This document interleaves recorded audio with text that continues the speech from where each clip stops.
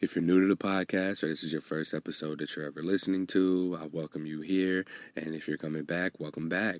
If you haven't already, please take a minute to just leave us a review and a rating on whatever podcast player you're listening on. And if you're going to be in Austin, Texas at South by Southwest on Saturday, March 9th at 9:30 a.m., Laura Aisha, the host of the Ignite Intimacy podcast, and then Ashley Manta, the Canisexual, and myself are going to be doing a live podcast recording of Ignite Intimacy at 9:30 a.m. at the Brazos Room in the JW Marriott, room 207. We would love to have you there if you can be in attendance to sit through us talk about making disclosure sexy. Laura has a very powerful presence, and I'm really looking forward to what it is that she has planned for us. But I feel like a co-host here. I'm more excited to hear what she has to say about it than just being there and talking myself. So it hasn't really become real to me yet. I guess it'll happen once I get there, and I'll probably lose my shit in excitement, but I really hope that if you can make it, you can be there. And if you can't, no worries. We'll upload the podcast to the Ignite Intimacy feed, and I'll be sure to share that with you guys as well so that you're able to listen to it. But in light of recent conversations around disclosure, if you follow any of the HANDS members or you follow any of Janelle Marie Pierce from the STD Project, then you'll see that there have been a lot of conversations about disclosure, and there have been recent conversations that are not very ethical information, and they're not ethical, they're unethical guidance, so to speak. And I just want to share with you guys the importance of disclosing. And there are going to just be people who don't disclose, and there's nothing that we can do about that except for prepare ourselves, and by understanding what the risks are. We can communicate, we can wear condoms, we can do all these things, but ultimately we have to use our judgment of character, filter people in, find who they are, and give yourself time to trust your gut, follow your instincts about people. Everyone's not going to do the right thing, and we're aware of that. There's this entire gray area where there are people who will choose not to disclose, but think about how you felt when you may have found out that you had herpes and you weren't given that choice. You're taking away an element of consent for allowing someone to make a fully informed decision prior to moving forward. Thanks, Elle Stanger, for sharing that information on your podcast, Strange Bedfellows. I appreciate that, and I needed that, especially at this point in time for the purpose of that conversation. But please understand that there are consequences that you may never face in not disclosing. I've not disclosed, and I've had to go back and have very uncomfortable conversations with people. Fortunately, none of those people contracted it either. I don't know where mine came from, but I would have loved to have at least just been given the choice. I understand that rejection is a frightening thing, but again, it's not you that's being rejected. Please allow yourself to detach from the offer, because it's just that. It's an offer. You're offering a sexual exchange that comes with the potential for contracting an STI, and you have to be respectful of another person who may or may not be as informed as you may like them to be about it, but they're just declining the offer. They're not declining you as a person. Their rejection to the offer is not a reflection of who you are. So please understand that, and know that this podcast was started because there are people who want to kill themselves after a new herpes diagnosis, and the people who may have passed it on to them may not ever know, just because there's so much shame and stigma around having herpes that people just would rather just take this thing to the grave. And I cannot sit by and just allow for people to think that you not disclosing, especially if you know that that's okay, because people kill themselves, people contemplate suicide as a result of a positive HSV diagnosis, and that is the reason that this podcast was started, for those people. And now, fortunately, it's been able to branch out and help so many other people, and I'm very appreciative of all the support that we've been getting lately. And I please understand that there are consequences. There are consequences to not disclosing, and these consequences are ones that you may never come across. You may never understand what they are, because they affect people differently. And hopefully one day we're at a place where the conversation around herpes is completely different, and it's just a matter of a thing in the past where, oh yeah, I remember that used to be stigmatized, or people used to think this about it, but yeah, it's not a big deal now. Like, I'm informed about it. There's really nothing that you can do to avoid it if you're going to have sexual encounters with partners who may have been exposed to the virus. So that's what I'm working towards, and please don't undo the efforts that people like the other members of Hands and myself are making by not disclosing and putting another person in position to potentially contemplate suicide. So that's my little spiel before we get into this episode with Ana. Thank you so much for listening again. Like, I appreciate you all so much. And when you finish this episode, or if you're multitasking, please go and check out Waxo, WAXOH. As you know, I'm a dating positive spokesperson. They support this podcast and allow for me to continue to provide content to you all on a weekly basis by supporting me. And so if you can, go check out the STI resources that they have available on their website, on their blog, Waxo, WAXOH. Dr. Lori Petito was just featured in the Spotlight article on there. We've had her as a guest on the podcast, and I'll be on her radio show next week. Actually, Monday. I'm excited for that. I don't know what we're going to be talking about, but I'm excited for it. And you can also check out a little sex ed piece that was done talking about different people's experience with sexual education. It's the most recent article up there at the time of the posting of this podcast. So be sure to get on there, check it out. I have a few other blogs that I've written on there. I'm going to be submitting one this weekend. It's going to be specifically about rejection. So hopefully you guys enjoy this episode. And like I said, I just needed to include this little piece at the beginning, just in light of the recent situation where a medical professional shared that it was okay not to disclose. I had to counter that.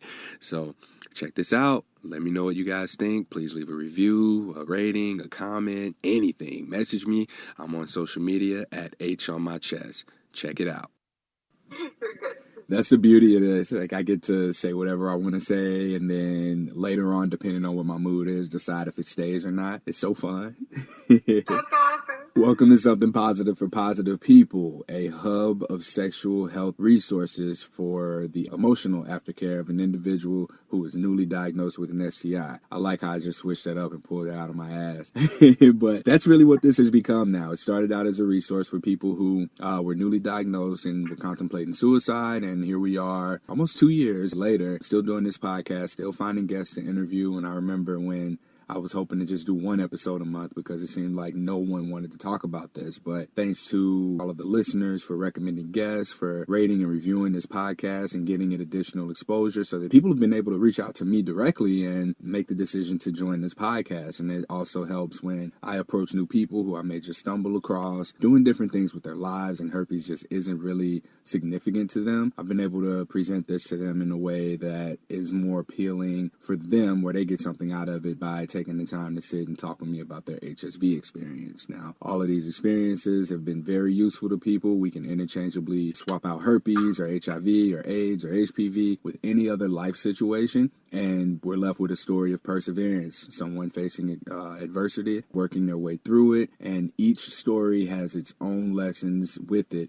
that we can all learn from and take something away from. So today I'm here with Ana. We are going to talk about her personal experience. She, her are your pronouns, right? Yeah. Okay. Ana and I are going to talk about her personal experience with HSV. We're going to go through her diagnosis, when she was diagnosed, what was going on around that time, the typical format of the podcast. And then we want to talk about some stuff at the end about how the mind works and how you can shift your mindset in order to really work with this positive diagnosis that you may have and make it work for you rather than spending so much of your energy working against it. So Ana, you said some very nice things about me in the podcast before we got started, and I wish I would have hit record, but it's okay. I heard them. Everybody else doesn't need to hear it. It's cool. So we can skip that part and just go right into your introduction. Where are you from? Thank you. Well, I'll still acknowledge you in front of everyone that you're amazing, and I love everything that you do, and I'm super happy and blessed and feel honored to be here with you today. So thank you for that. I appreciate that.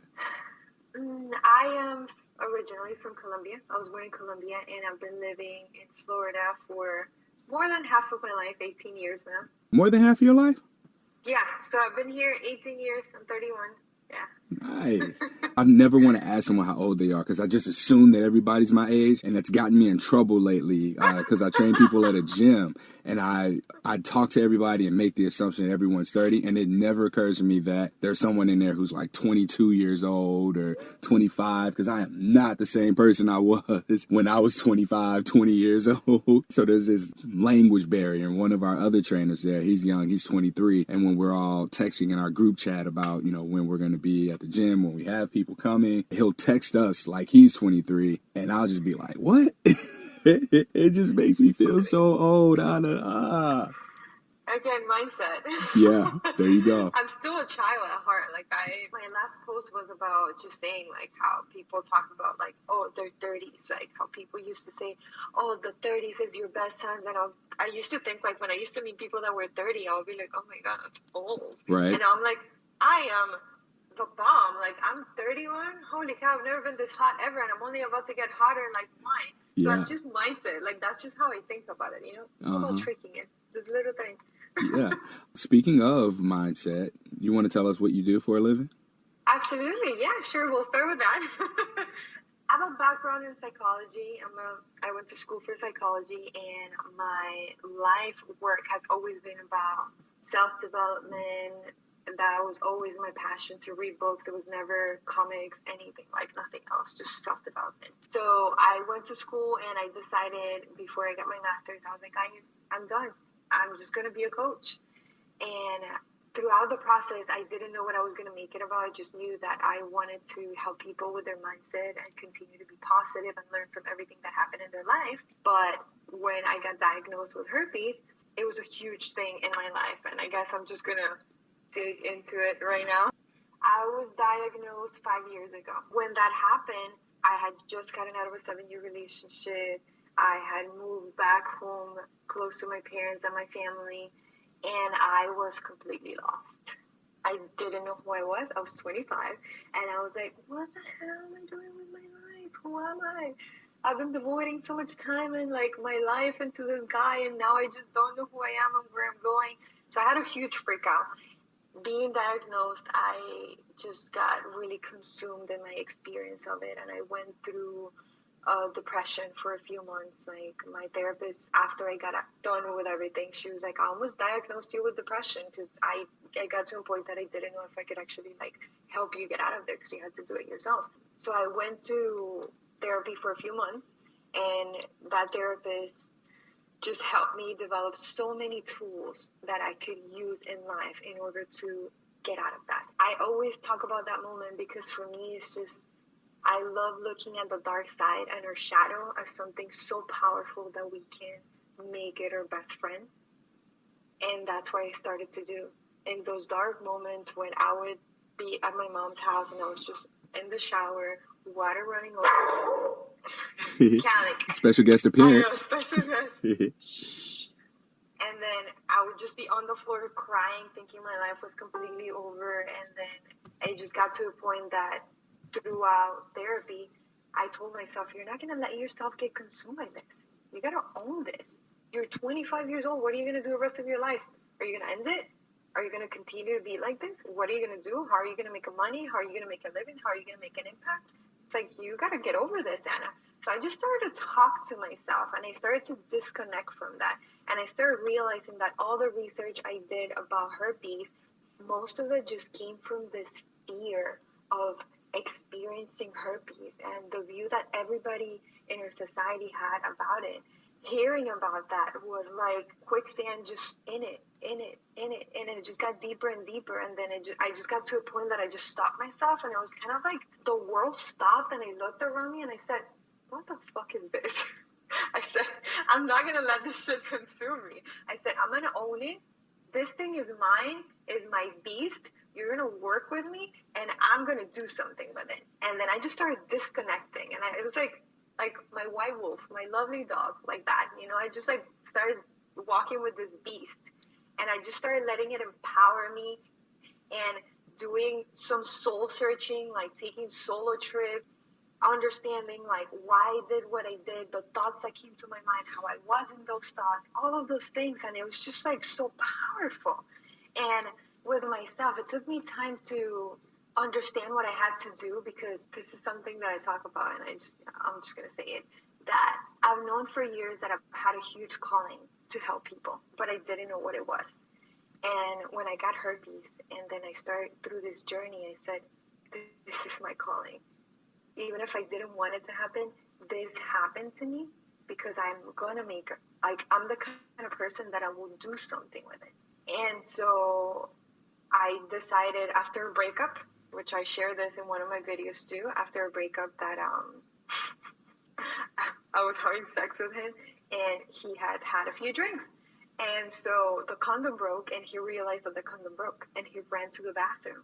And I was looking at him from the bed and he sat in the toilet and he was pouring hydrogen peroxide on his penis. And I was like, wow, that's what he actually thinks. Like, he's mine. That's what his mind makes him do because he's so scared that he might get something. We went through that breakup and then I was just pondering on things. And I was like, that's it. It's herpes. I'm making my coaching about herpes. And so I turned it all around, and then I started talking to everyone and their mother about herpes and disclosing it to everybody in my circle so that I could own it. And then I just started owning it. I took a lot of personal development courses, so I would get in a stage and speak in front of like 200 and something people, like, I have herpes and this happened to me, and just alive. And people were like, how did you do this? And I was like beast, you know? And so it just kept empowering me. And about 8 months ago was the first YouTube video that I posted saying I have herpes, and I just shared my story. And I was like, I recorded myself in my car when I was driving, and I said, do it. And even if you didn't even post it, record it, because this is the only way that you're going to make it happen. So I recorded myself, and then I was like, I'm just probably going to delete this, but I was tricking my mind. I love doing mind tricks. This is something I do in my coaching too. So I'm like, yeah, just trick yourself, right? I was like, just record it. You're not going to post it. Yeah, right. And so then one day I just hit YouTube, and I was like, boom, and I was like, post that thing. And I was just shaking, and I had no clue what the turnout was going to be. And I was like, post it. And I was like, this is my experience with herpes. And I posted it, and then it was like, I'm still feeling the energy. Like, I just feel it all over again. And when I posted it, it had like, of course, people love like gossip, and people love this like, ooh, what is it that happened? So it's just like, I use that towards like it. And I shared it, and it was such a great impact. Like, people were coming to me, and I had people from everywhere just reaching at me, like thanking me how I shared my experience, and then it just kept on empowering me. So, super long story. There were two things that were important about your story. The first is you knew that your partner had herpes. So I met this guy after my relationship, after I ended that relationship, and I was like, hey, I just want to have sex. It was the first guy that I had sex with after the relationship, and he didn't tell me he had herpes the first weekend we spent together, and he told me at the end, and I was kind of like a smack in the face. I was like, I don't even know how to feel because you're telling me, but you didn't tell me before, so I didn't know how to deal with that.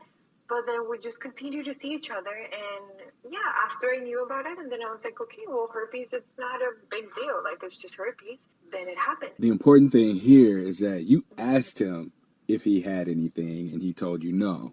This happened, and then afterwards when, oh, I guess I'm probably not going to see you again, I guess I can go on and tell you, that's when he came out and said, oh, I have something to tell you, I have herpes. This huge red flag is thrown in your face, and you still consider this person to be worth it because you really like them, or because you figured, oh, well, I probably have it now? Or did you just do your research and you understood what the risks were and how common it was, and you were just okay with eventually contracting herpes? At that point in my life, I was in a really low point where I wasn't really valuing myself because I had been so consumed in that relationship that I was discovering myself. I was 25. I had been in a relationship for 7 years. I hadn't really dated, of course. I hadn't dated like from high school till 25, so I did it because my self-esteem was at a place where I didn't know I handled it, how I handled it. But now when I look back and I reflect on it, I did it from a place of insecurity and complacency in a sense, because I liked him and I was really attracted to him. And it was just like what I was doing. So I was just doing things to do them, not really thinking about like the consequences of what that would bring. And I did no research. I just said herpes. Oh yeah, well yeah. I heard at some point in health class that that's one of STIs, and it's not gonna kill me. In your mind, it was just herpes, but you liked him. Yeah. Okay. So I just went with it, and but my mindset just wasn't in the right place either. Yeah. When you did get diagnosed, it was almost expected. What was your reaction to the diagnosis?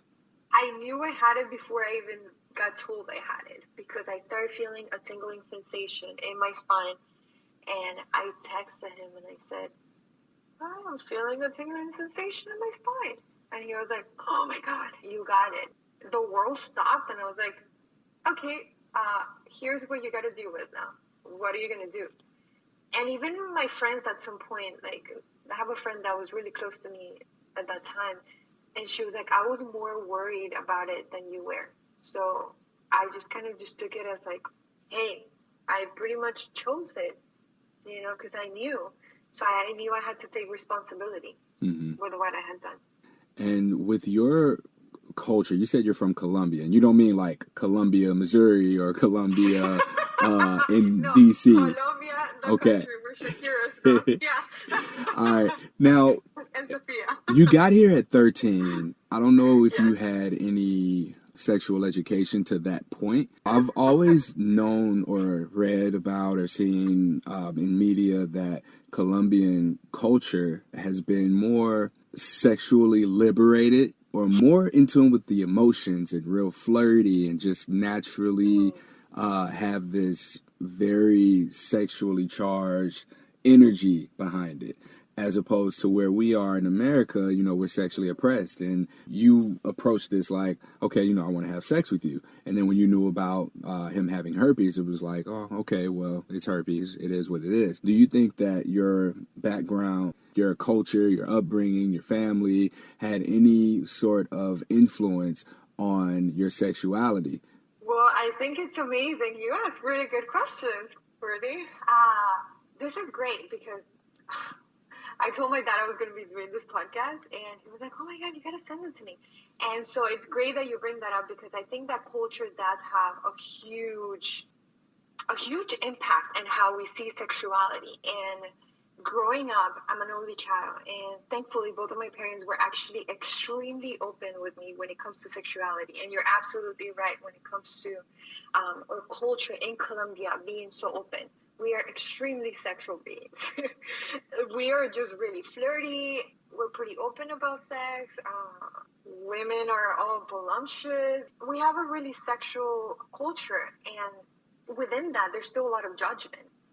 So I grew up in a Catholic mindset.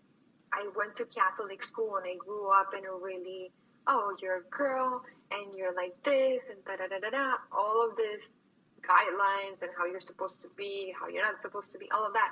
I had my dad, and my dad was a man that I just absolutely love that man. He used to sit with a towel and say, if you're a lady, so you're wearing a skirt, this is how you sit. And man, this is what man want. He used to tell me, man wants sex. And you got to be careful, because you got to think of your future. So he raised me with that mindset where he always guided me, letting me know that drugs were out there, sex was out there, this is how men would approach certain things, all of that. Same thing with my mom, so they were really open with me. And that's why this is something that I don't say often, but I actually kept myself in that 7-year relationship too, because being a really sexual person, I actually did have a thing about, like, how is this going to play out? Having had gotten herpes, after herpes, it was something that it just brought light. It was like, light was just like put in my face, like, this is what you got to deal with if you don't deal with the consequences of what your urges take you to. Yeah. Are you saying you stayed in that 7-year relationship for the sex? No. Oh, all I right. mean, we were in a relationship and everything, like, we worked towards things, but when it came to sex, I had a fear about me that I was so sexual that I was like, okay, I'm in a relationship and I'm growing with this person, and this is way safer than, like, me not being in a relationship. Okay, got it. Because after I got herpes, I realized all the things that I had to actually become responsible for within sex. The things that you didn't have to really think about in a relationship, such as getting tested, or you were in a monogamous relationship, so you didn't see there being a point of having to get tested or have that conversation or look at STDs or look at STIs or look at protective measures and things like that. It was just probably a matter of being on birth control and going from there. Okay, so we're looking at you in a relationship and then you exiting that relationship. So now you're a new person, essentially. Like, you're the same person from the relationship, and you're applying that to dating in what was 5 years ago, 2014, 2015, going out with the mindset of Ana, who was in the relationship with someone who was safe and secure. You went out and you were trusting. You were trusting of someone to be open and honest with you and kind of guide you through dealing with it, because it was just something that you never had to deal with before, right? Okay, so that was, all right, I just wanted to bring that up to kind of connect some dots there. Oh, you did a great point. Oh, all right. Thank you. Your culture, your background, your environment was very influential in your sexual being and just how comfortable you are, like, in your body and with your sexual energy. The second point that I want to make way later was you said something very interesting about making this diagnosis become your beast. And I think that that's powerful, because I use my diagnosis, when I was using it, I guess, as a filtering mechanism. So if I'm disclosing to someone and I tell you I have herpes, that's my way of seeing, just how you respond to it is going to determine how you'd respond to a lot of other things. And I understood pretty early that any rejection wasn't a reflection of myself.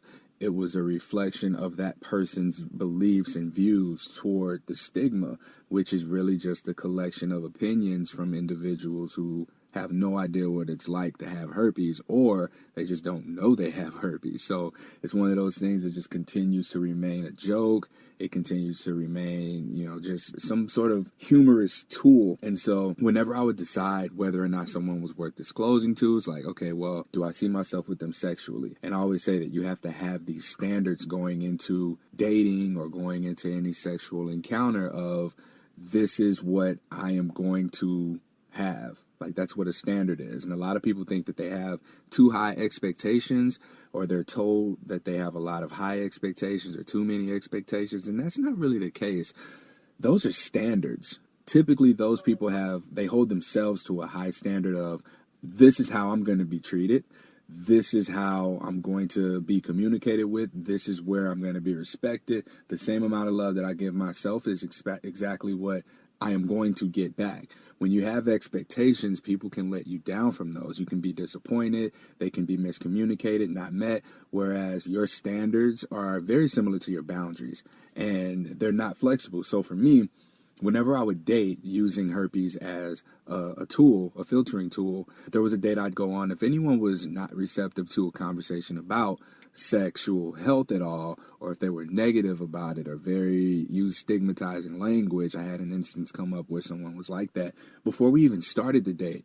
And that let me know right then and there, oh, okay, well, one of my standards is someone who's going to be open-minded. And if we couldn't even begin to have a discussion without you jumping to the judgmental side of things, and I know this date isn't going to work out, and that was the end of that.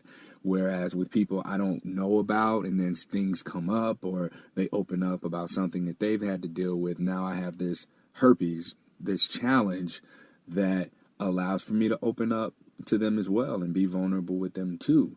Your beast for you was walking into rooms and saying, I have herpes. And when you were on those presentations, you just got more and more empowered. You fed this animal, this beast of yours. And I just think that it's cool to imagine herpes as something that's working with you and for you than it is to be struggling with figuring it out. Like, you can either allow your mind to keep you in this dark place where you're just weighed down and you don't know what's happening. You're just swinging at the darkness, and you can just use your mind to transform that darkness into a cute little bird that you can look at, or like a big ass dragon that you can fly on and be ferocious with. Or in my case, it was just like a screen, you know. Hey, what do you think about herpes? Oh, okay, well, on to the next. Yeah, that's awesome. Yeah, that's amazing what you just said, because I definitely use that as a filter as well, and I still do. That's why, like I told you before, I'm actually grateful for herpes.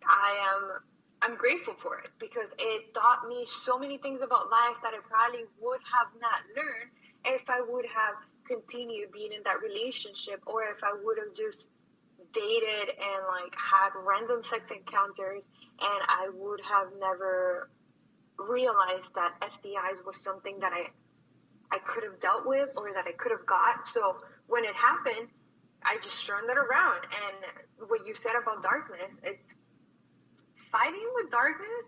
It's ridiculous. It's almost like fighting with life. We can't fight with life. We gotta become everything that we face in life. We just gotta, something negative or bad happens, quote unquote, I look at it and I'm like, what lesson do you have for me? You're this little present that you just wrapped into all of this, things that I don't like or might not like in this moment, but what is your lesson? And then I just take those things as lessons. So when I fail, I've actually replaced the word failure with feedback. Ooh, I like that. Yeah, thank you. Episode title. What? Sounds like an episode title. Exactly. So I see ourselves as I love using this analogy of walking in the woods. So when a bad situation, quote unquote, because I don't even like using negative language, and that's another thing that's huge for me, language, because language is constantly reprogramming our mindset, and I'm all about reprogramming our belief system. That's what I do in my coaching, right? So when you're walking in the woods and you're just stepping on all this, broken branches, and you're like, oh my God, what's gonna come up? What's gonna come up? And you just keep walking. You just gotta keep walking, and you're gonna learn the lesson. You gotta learn, and then when you come out of it, you're gonna be like, oh, I am a badass. I own this thing. And if a beast comes, you own it. But if you let it take over you, you're done. So I decided to use that beast with me. And it's just so powerful because it makes me, I get goosebumps talking about this stuff. Yeah. In what practical ways have you used this beast? Are we talking about in dating as well? Because we talked about how you've used it career-wise and being more confident and learning to love yourself. But out there in the real world, in dating, a lot of people would probably be curious to know how you use this beast there. I use the beast to understand people. Like, I use that dark side I click in it in the gym, but when it comes to dating, I'll look at it as like, okay, you little beast, you that you've experienced things, you help me find out what is this person like? What are they like? What is their dark side? Like, how can my dark side connect to theirs without even actually their dark side actually coming out? But how can my dark side understand what it's experienced, what it's tasted in life, to know where that person's coming from, right? Because a lot of people, when we date, we start seeing blind spots about those people. When it comes to this guy that I dated, that blind spot of his was that it's just not right to do like the way that he approached things, right? And I mean, we're actually still friends. We speak to this day, and we were able to work through a lot of things, and that was a lot of healing, right? But I think it's important that we understand that just like we have our dark side, everybody else does too. And when a person doesn't own that beast can own them. Yeah. I think that exploring the dark side is sort of a path to reconnecting to consciousness. A lot of us operate very subconsciously or unconsciously, navigating the world. We place way more value on things that really aren't all that important.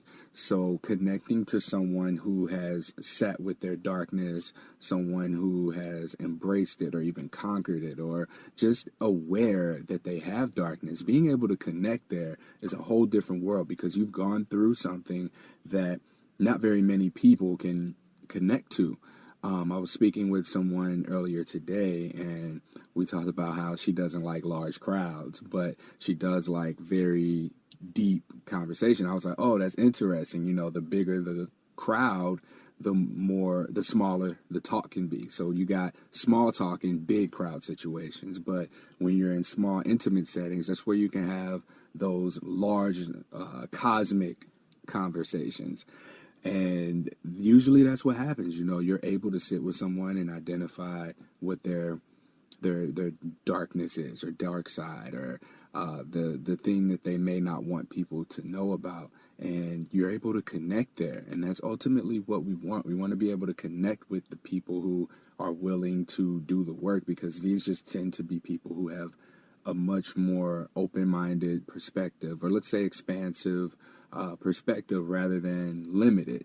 These people are the people that you can learn more from, be it from just a conversation, be it from sex, be it from going and doing something that requires your attention, or going to the gym. Any type of connection to self or others should always be able to expand some sort of perspective. You know, you guys want to help each other. You want to connect. You want to be able to grow. You want to be able to learn from each other. And I've found myself to not really have much patience for wanting to be around someone who has more of a limited perspective, who's very narrow-minded, because we can't connect. We can't talk about that darkness, because in their limited perspective, not saying that that's a good or bad thing, they just choose to look at things a certain type of way, where you want to cover up that darkness. You don't want to deal with it yet. But best believe, once it does happen, I'm going to be here to hear all about it. Yeah, absolutely. You took me to a lot of spaces with what you just said, and that was awesome. And that is one thing that when it comes to dating, for example, I have a friend, a dear friend. I cherish him with all of my heart. And we have had these conversations where we have a really deep relationship, a really deep friendship. And I coach him through a lot of stuff. And one thing that I helped him get connected with was his dark side, right? So I said, you have to name your dark side. And first he thought that was a little bit too out there. He's like, I don't know, I'm gonna need some time with this. And I was like, okay, cool. And a week later he was like, I've named it. And I was like, oh, I was like, this is power. I'm like, let's get into this dark side. Let's explore this thing. It's just so enticing. It's like juicy. It's like, I don't know. It's just, I love it. So like when you're able to have a person that you're dating or you're so close with, like you said, you're both in the same mindset, and you're both know and you're aware that you have your beast, but you are able to disconnect from that beast and it has its own identity. Then when you have discussions or when you have a problem or an issue that you're confronting, you're able to actually talk to each other and be like, hey, that's your beast coming up. That's not you. And it's a beautiful place to be able to connect with someone on that level, because that's the way that you can actually walk in life with someone. You can conquer the world literally with someone, because you have these entities that feed you all this darkness. But when you're able to look at the darkness and be like, hey, listen, thank you for sharing, but I don't need you right now. You're not coming into play in this moment. That's powerful. When you're able to tell your person, get your beast under control. It's not going to rule our relationship. We have bigger goals. When you're able to have that with someone, that's just, I'm all goosebumps right now, because that's been my life work, to be able to disconnect from that and own that. And if I'm able to date a person that owns their beast, then you guys can conquer anything. And no matter what self-belief, what belief system, you got it. So that's like the powerful thing when it comes to dating and being able to date someone that has the same mindset. Because if you're dating someone that has a lower mindset and hasn't put the time into themselves, you can expect that person to play at your level, like you said. Yeah. You know? Yeah. You gotta meet someone that has put in the work in themselves and have sweated, have screamed, have drowned in it. They're screaming in it. They're like, I'm fucking winning my life over this. I'm going to make it happen. When you meet a person that has placed all that work in themselves, you won the lottery. That's why I think that a lot of relationships fail, because we have not taken the time to ourselves to go deep within, because it's the hardest work that can happen. We're living in a world where it's the outside and the inside. But in reality, everything on the outside is actually a reflection of what's on the inside. Everything's a reflection. Our inside world is everything. Mm-hmm. Every relationship we accept, every relationship we don't accept, everything we think that we deserve and we don't deserve, we have created that within ourselves with our belief system and the way that we speak to ourselves, how we program our mind. How we describe our world is how we create it. So it's such a powerful thing. And you said that you don't use negative language anymore. I'm not perfect. I'm human. But you're working at that. I try to be super aware of it. Like, I just try to look at my thoughts as bubbles. I call them bubbles. I'm like, ooh, a bubble's coming. What did you say? I pop up. Like, no, you know? Yep. And then you let the ones you like just linger for a while. Like, oh, that's a good thought. I'll keep you for a while. Okay, all right, we're done here.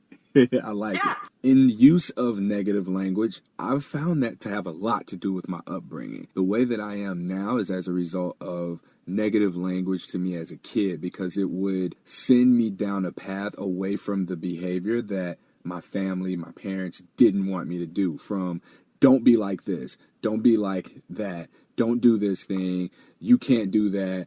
And it sent me in the direction of anything. Like, I use a pivot point. So if you just draw a dot in the center of the paper and you just go in one direction, you hit the border and it's like, okay, you can't do that. You find yourself constantly doing that rather than being given any sort of direction where to go. And I use this example of being told not to be like my father from my mom. My parents were not together as far as I can remember. I've never seen them in the same room except for my college graduation. And to me, that was normal. Like, it wasn't a big deal. I got to see my dad on weekends and my mom raised me and I had step parents and all that kind of stuff. So it was normal to me. But for my mom to say, don't be like your father, and then for me to grow up like, okay, well, what does that even mean? Okay, I won't be like him, so I'll be more like you. And then I'm trying to be more like her, and she's like, no, I'm a woman, don't be like me, don't act like me. And so there's just this whole zigzagging, navigating through life confused, trying to figure out, okay, who am I supposed to be like? And that leads you just down this path of not being able to give yourself any real sense of direction. If I'm not supposed to be like him, then who am I supposed to be like? Am I supposed to be like this person? What about that person? Am I supposed to do this or that? And so the negative language, the narrative that I've had growing up has been my family would get divorced or relationships wouldn't work out because someone cheated. Okay, don't cheat. How do you go about not cheating? And then all these different ideas come to mind. Just like, okay, well, if the cheating is removed from the table, if we can't cheat, then our relationship is going to last. And I played that out in college. This narrative of just don't cheat meant if I have an urge to be sexual with someone else or whatever it is that's considered cheating. At that point in time, it was having sex with another girl while I had a girlfriend. That's cheating. I would always find a way to fight and break up or get out of my relationship temporarily, just long enough to go and do what I needed to do and then go back into my relationship. So you can see how fucked up that is. Reframing that, it's been leading me towards the direction of a non-monogamous style relationship to where that's ethical and it's understood. Like, okay, we're in a relationship. Cheating isn't on the table because we're going to communicate. We're going to be open and honest and transparent about our relationship. And that's where the negative language steered me. I say that to say this, like, how can we make better use of that negative language if we're someone who just doesn't have the positive language yet to help guide us into the direction that we want to go?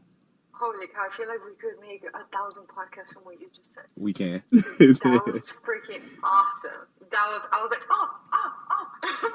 bubbles.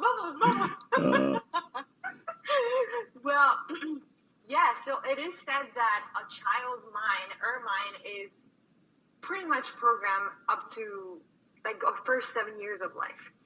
And so everything, our belief system, our rise up, everything that we have experienced as a first throughout our lives. And our parents are our first guides.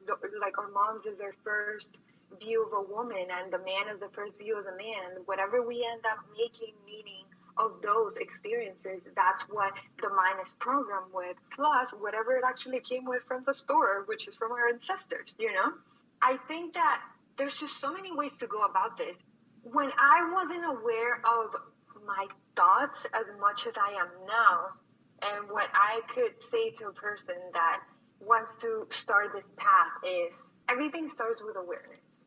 The reason why I say that it's important to understand that those thoughts were not those thoughts, it's because when a thought comes, for example, you spoke about cheating. And this is something that, if you're open to do a podcast when it comes to cheating and belief systems and whatever came from like our parents, I am totally in for that, because I experienced those things and I went through that, and I was able to, the word that I like to use is deconstruct, right? So when we deconstruct these things, it's the same thing that we're doing with disconnecting and pulling that thing away from us. So when something negative happens, and again, quote unquote, I like to look at it as, this is negative, why? And how is it that this can be a cue for me to look at it?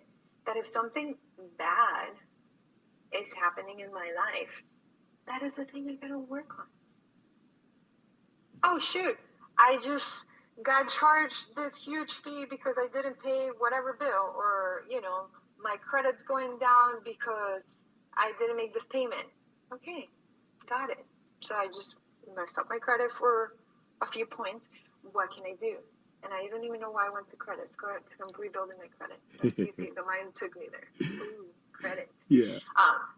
But if it's, let's say, dating, okay, where we start dating a person and then all of a sudden a red flag comes. And then we're like, oh, this person looks like maybe they might cheat. And you're like, I'm just going to ignore this. And then they cheat on you. And then you're like, oh, they have cheated on me. This identified me. You're so. It doesn't fucking identify. You're being so Colombian right now with the drama. It just reminds me of damn it, what's her name? Gloria. No, I don't know her name. Got it? Yeah. Okay, yeah. When you just did that, perfect imitation. I like being dramatic because sometimes it's just like really the picture for you. Right? Yeah, but you made the face. You made the face and everything. You did the posture. We're in the same city. You know, so it's like if someone cheats on you, you can be like, oh my god, I was cheated on. Or you can be like, okay, wait. Why do I keep getting into relationships where the person might cheat on me? What am I doing that I'm letting this stuff be brought into my space? What can I target on the inside so that this doesn't manifest on the outside? You know? So for me, negative things are cues. Ooh, thank you, life. This is what I gotta target. And then these things just keep popping up. So I would just say, be aware that when something negative happens, don't dwell in the instance. Mm-hmm. Be aware, disconnect, look at it. I do this thing that I'm like, you gotta zoom in and zoom out of instances. When you're zoomed in and you're in a hole, you have no freaking clue how to get out of it. And you're like, I'm consumed. I'm gonna die in this hole. But then when you zoom out, you're able to look at it from a bird's eye, right? And you're like, oh, there's this branch that maybe I can hold on to and I can, you know, come out of the hole. How can I come out of the hole? You know, but if you are so zoomed into your experience that you're the character that's living in this terrible situation, nothing's gonna freaking happen. Yeah. Zoom out. Mm-hmm. Like, be that character, like, maneuver it, like, make it be your doll, your toy. You make it do whatever you want it to do.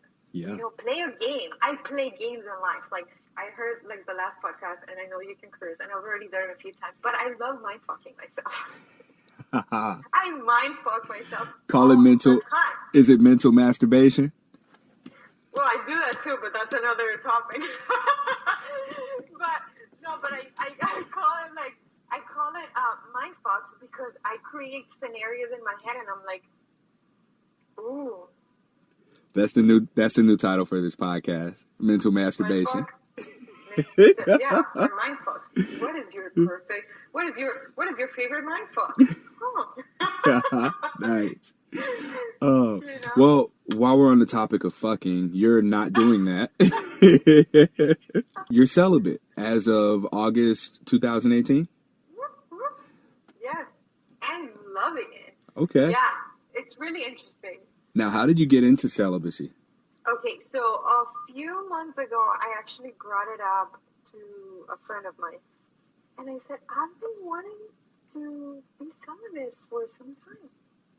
And I was like, this is a perfect time because I'm working on my business, I'm building everything, I'm getting out of debt, I'm doing all these things to like really build my self-worth, self-esteem, badassness, new word, to just like, and I think that being celibate would be really powerful to use this energy towards creation because sexual energy is creating energy, I decided to make it a thing. How challenging is that? Because I think a lot of people can benefit from it, me not being one of them at all. But is it just not engaging with other partners, or is it no masturbation, no porn, nothing sexual at all? Is everything sexual removed, or is it just no sex with another person? I am an extremely sexual being. And this is something that I've struggled with. Not really, but something that I've had to learn to deal with, like what I shared in the beginning, with how to handle my sexual energy, which really is creation energy. So it's like when you're able to channel that energy into creation in a different source, like my business, then it's going to be powerful. I've never heard that before. Yeah. You just blew my mind. It's extremely interesting. Yeah, it's extremely, because coming from the perspective of a woman and the embodiment of what a woman is, we are the portal to life. We are the creating beings. We create a human being with a man, and then it's birthed through us. That is the most powerful freaking thing on earth. No one would be here if it wasn't for women, right? And man, of course, we're all part of the process. But that sexual energy, or root chakra, like it's just so, the energy is so beautiful, but it has also been tainted for different purposes. And I could go on and on and on about this, about how even the herpes, how all the medicine and all these things that it's like, how it's manipulated, So I won't go that route because I will start rambling and going for hours. But I think that it's so important to be able to, if we're able to channel that energy and look at it as the purest form of energy, that we can create anything with it, you have the world in your hands. And it can be so pure, or it can be so dirty, or dark, or whatever you want to describe it as, but it's really just purity. So I decided that I was going to take this upon myself to test myself and test my boundaries of how I'm going to go with it. And would I have been able to go 6 months without sex? See, the Spanish comes. I haven't had physical sexual contact with another human being in the past few months.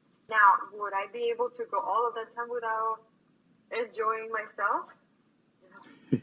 So, yeah. But within that, you also learn to know yourself. And that's another part that we can tie it to what we spoke about in the beginning, that it is so important for you to put time into yourself in order to know what satisfies you, where your true desire comes from, how you can be in tune with your body so you can be in tune with somebody else. So it's like that pureness, that light. How can you connect with another person? Just like the darkness.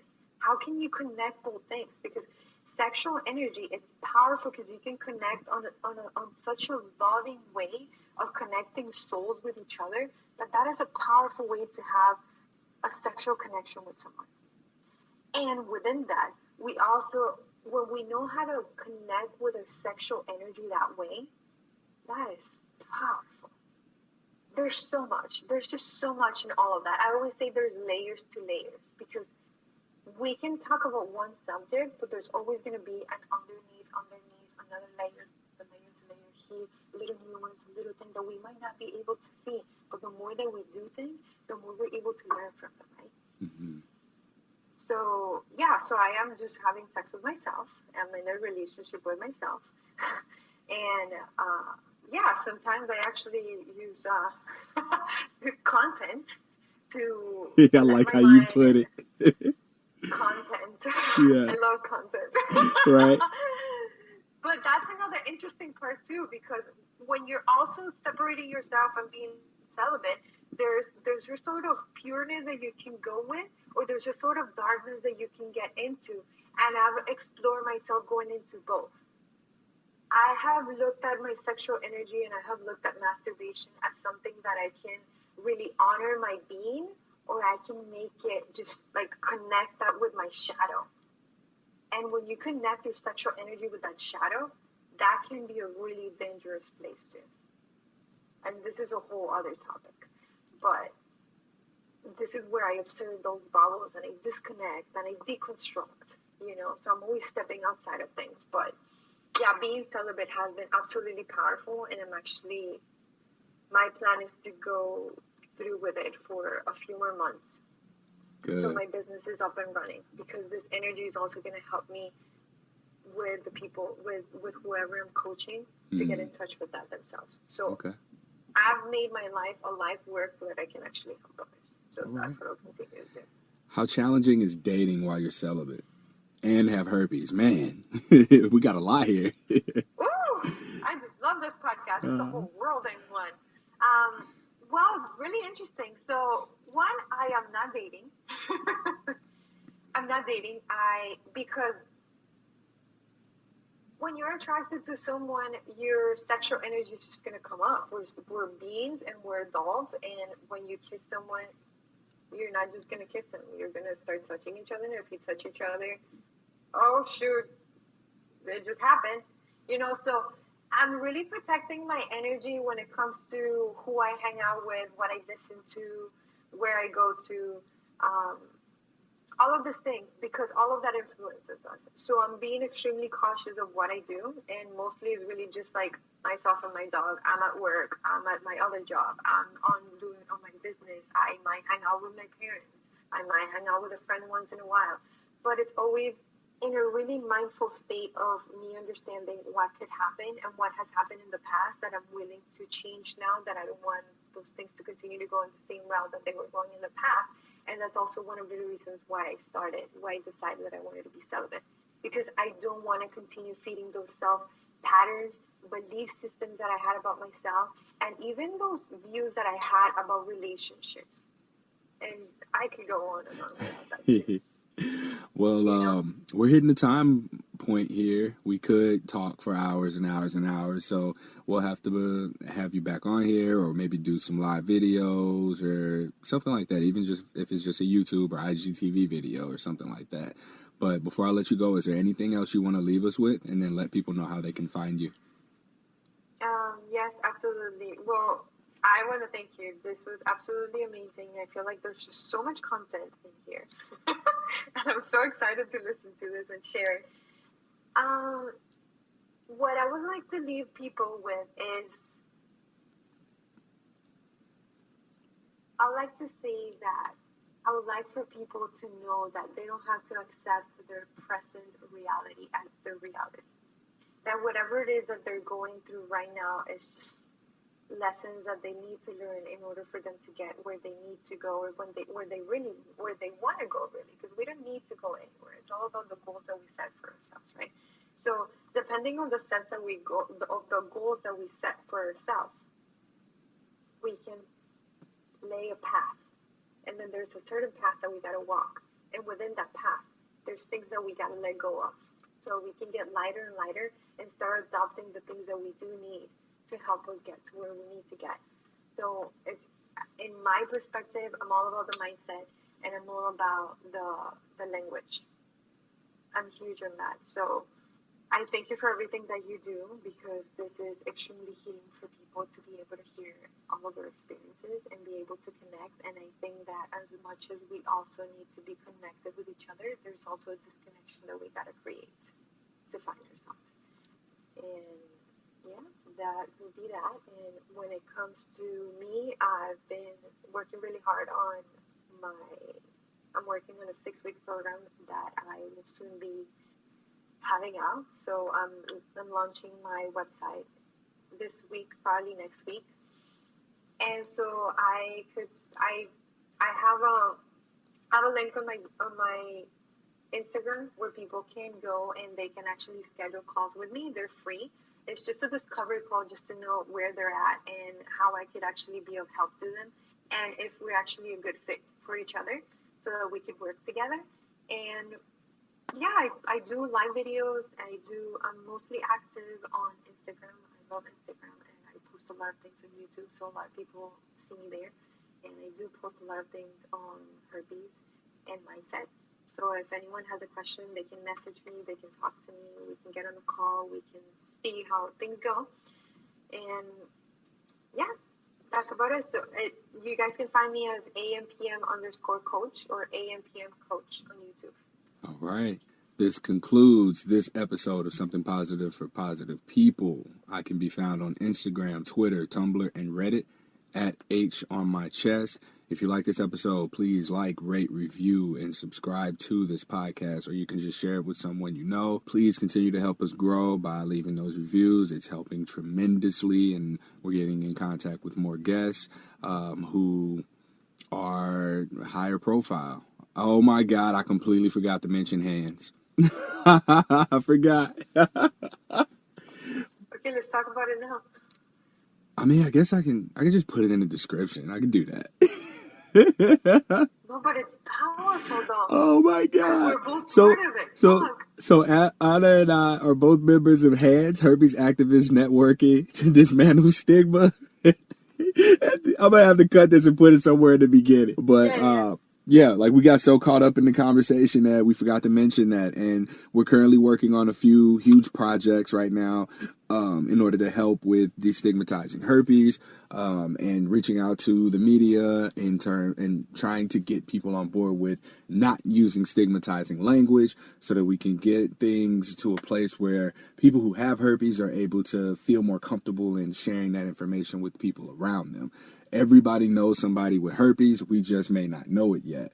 While I'm saying this, I also want to include that I'll be in South by Southwest with Laura Aisha from the Ignite Intimacy podcast. By the time you get this episode, or by the time you hear this, it'll be probably 3 weeks away. But if you're in Austin for South by Southwest, please come by and watch our live podcast recording for Ignite Intimacy, where we're going to be talking about how to make disclosure sexy. So that's going to be on March 9th at South by Southwest at the JW Marriott in Austin, Texas. I believe the room is 207. Yeah, the room 207. So if you're there and you're able to make it, please come by. I'd love to say hi. I don't really get to interact with a lot of people because I think if people follow me on Instagram, they assume that everybody is going to just assume they have herpes or something. That could be a thing. I don't know. But till next time, stay positive.